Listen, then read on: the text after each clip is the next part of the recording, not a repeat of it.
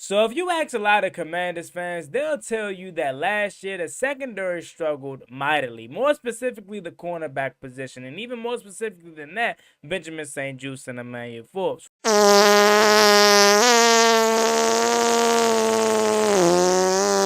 are no longer on this roster, thank God. So a lot of Commanders fans on their wish list for this offseason had cornerback as a priority. Although we did recently trade for Marshawn Lattimore, they wanted to add more. And although we didn't get the opportunity to land DJ Reed and Mooney Ward, Adam Peters gave them their wish, which is addressing the cornerback room. He went out and found a sneaky gem that no one is talking about. A two-time Super Bowl champion and a guy that forces a lot of turnovers. And that's something that we know the Commanders struggled with last year. Let's talk about how this guy is going to be sneaky good for the Commanders and how he's going to fit into this defense. The way that we live is not for everybody. Nah, that ain't it, y'all. How do you think the rest of Jaden Daniels' career is going to go? If we're, 6, 7 games into Jaden Daniels' career and he's already milking injuries? Like, stop saying my name, you dick riding bastard.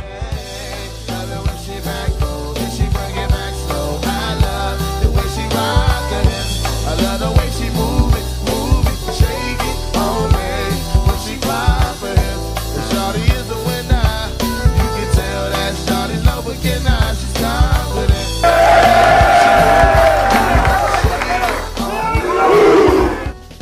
What's good, y'all? It's your man Juangotti here. Before we get into today's video, and as you guys do me a favor and subscribe to my fitness channels, I'm documenting my journey from fat to fit.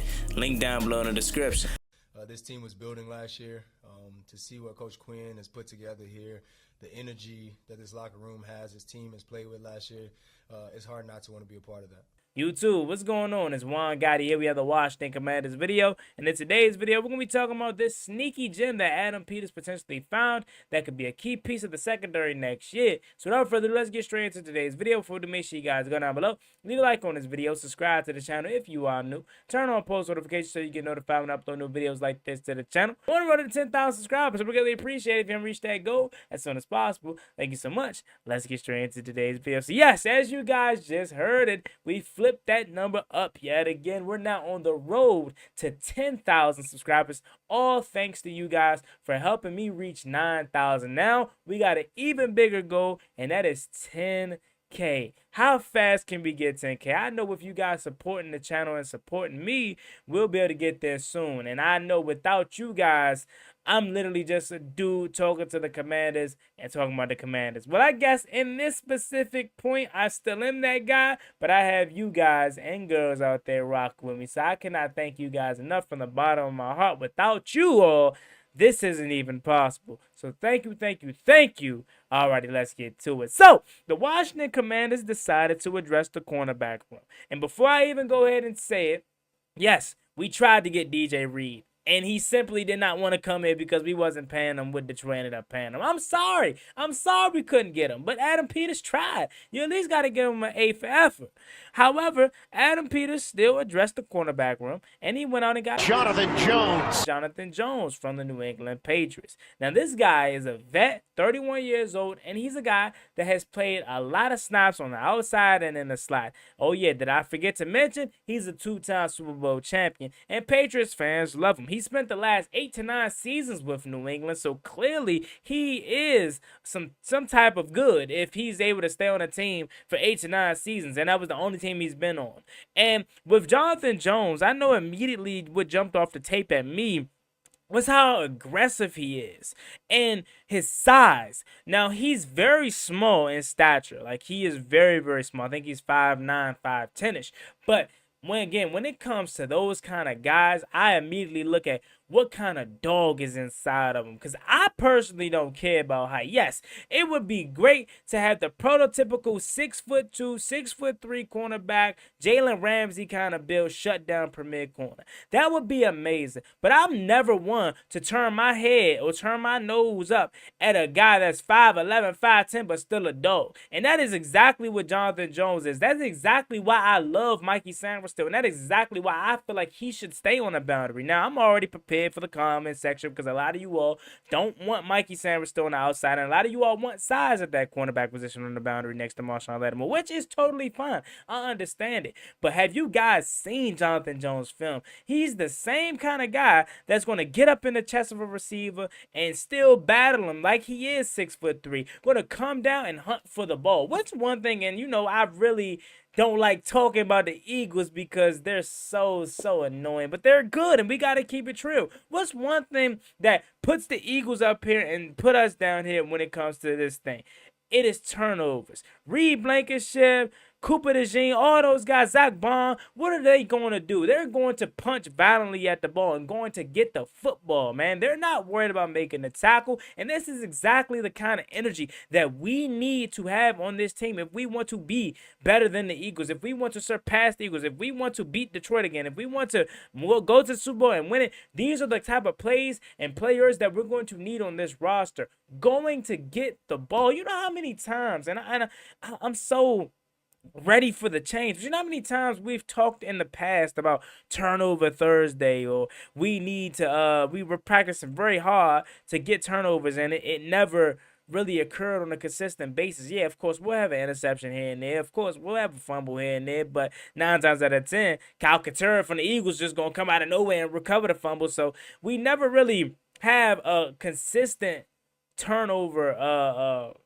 team that causes turnovers. And I think bringing in a guy like Jonathan Jones, who's had like 3-4 forced fumbles in a season, all by the peanut punch, I may add, I love that. We haven't had that kind of guy really since Josh Norman. I know his tenure here in Washington ended up flaming out, but when it comes to punching that ball out and hunting for the ball, he was one of the guys that really did it. And I'm so ready to have that kind of guy back, man, in the secondary. So I really like this move.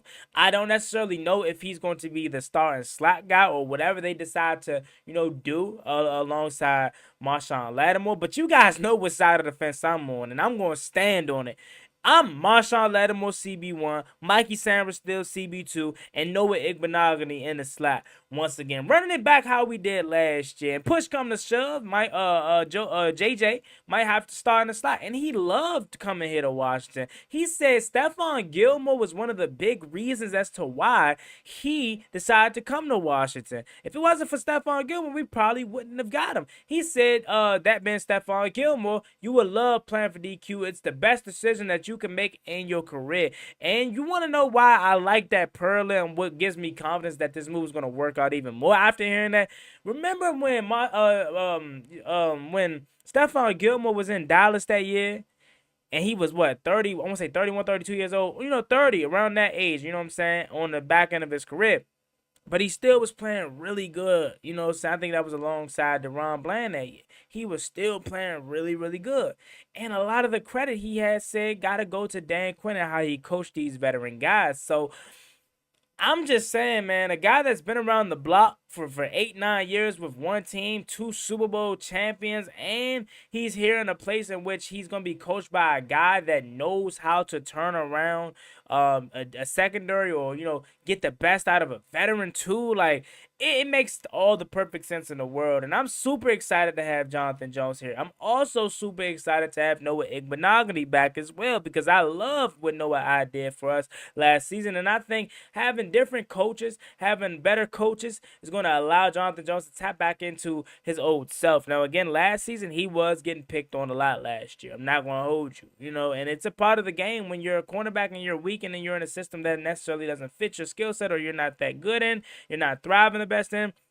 It may definitely be challenging, but that was under Gerard Mayo and staff. You know what I'm saying? Now, we don't know what would happen under Mike Vrabel. I damn sure could take a wild guess, though, and say Mike Vrabel would have had him hooping again, because Mike Vrabel was a dog coach. So getting breath of fresh air rather here for him, and getting him in a new space and where he's welcomed and loved and going to see some quality snaps, I'm excited about what he can bring. And I genuinely think these guys, Jonathan Jones, Will Hurst, all these, Eddie Goldman, these guys that you may feel like, why are we signing these guys when there's X, Y, and Z out there? It's so-and-so out there. And I'm just telling you, man, Adam Peters is doing the dang job. He literally is. He's filling all the holes that we had complaints about last year. Now, again, it may not be the big name guys that you potentially wanted, but it is guys that's going to play with their heart, that is going to help us succeed, and more importantly, be a commander. That's one thing Adam Peters said he wanted the most. He wanted to get commanders. He don't want to get guys that's all about ego, that's all about themselves. He want to get guys that fit the mold that we already created. Go back to his draft presser. In terms of the perception, that hasn't really changed how we go about things. I think our principles are the same. We want to bring in great people, great commanders that are going to help us win. He said that. Someone specifically asked him when it was during the question time. He said, and I quote, "Will you be going after guys that may have character issues in the past, that may have some type of, drama, diva-ish attitudes?" And Adam Peters says simply no. Like, we want to get guys with good attitudes that are commanders, that represent the commanders very well. But obviously, he wanted to get guys that play good football too. And I think he's done a dang good job with mixing and mastering that kind of connection with being commanders, but also good players. And I think this draft class coming up is going to be really good, but I do think this free agency class that we're putting together is even more stout. You know what I'm saying? Because I love what we're doing. Every single guy I'm excited about, especially that edge rusher, Martin. I haven't done a video on him yet, but I urge you guys to check out his tape, man. He looks like a sneaky beast. And I'm sorry that I continue to hype everyone up, but what do you expect me to do when Adam Peters has one successful season under his belt in his first tenure of getting good free agents, and they ultimately helped us out? And we went to the NC Championship, and now he's doing it again. And I'm turning on the tape like, whoo, how did I not know about this guy? How did he fly under my radar? And I expect him to come in and be really good for us. So I'm excited about it. And then I don't mean to be too homerish when it comes to talking about these moves, but how can you not? When you hear from Patriots fans how good he was when he was at his peak, and you hear how excited he is, and you see the portfolio of 2 Super Bowl championships, and both being versatile, playing safety, playing slot, playing outside, and he brings the tenacity that we want on this secondary. Come on, man. I don't care if you 5'6" or you 6'3". If you play with that dog mentality, Slim, you all right with me. So that being said, let me know you guys about this video in the comment section down below. How confident are you in Jonathan Jones' ability to come here and contribute to the secondary and be really good? Leave it down below in the comment section. As always, me, your boy Juan Guy. Make sure you like, comment, and subscribe to the channel. On the road to 10,000 subscribers. We'll greatly appreciate it if you can reach that goal as soon as possible. Thank you so much. You have blessed. Stay safe. Be easy out there. Peace. Ballin' like I'm Deshaun, throw the bomb, G. That's IG, my jersey never seen a line.